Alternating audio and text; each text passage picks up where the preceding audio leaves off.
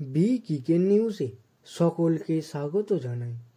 Cricket সম্পর্কিত সমস্ত খবর জানতে ক্রিকেট নিউজ চ্যানেলটি সাবস্ক্রাইব করে নোটিফিকেশন অল করে রাখুন। এই ভিডিওতে জানাবো 2024 টি-20 বিশ্বকাপের পর কোন দেশের সাথে কোন সিরিজ খেলবে ভারতীয় দল এবং সেই সিরিজ কবে থেকে শুরু হবে।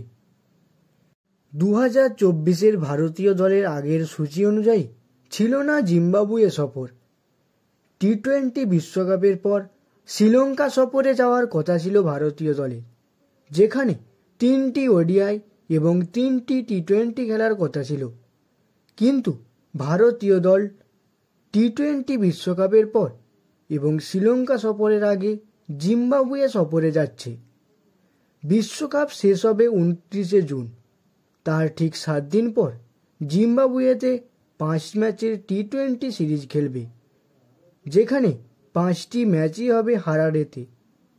প্রথম ম্যাচ 6ই জুলাই, দ্বিতীয় ম্যাচ 7ই জুলাই, 10ই জুলাই হবে তৃতীয় ম্যাচ, চতুর্থ ম্যাচ হবে 13ই জুলাই এবং এই সিরিজের শেষ ম্যাচ অর্থাৎ পঞ্চম ম্যাচ হবে 14ই জুলাই।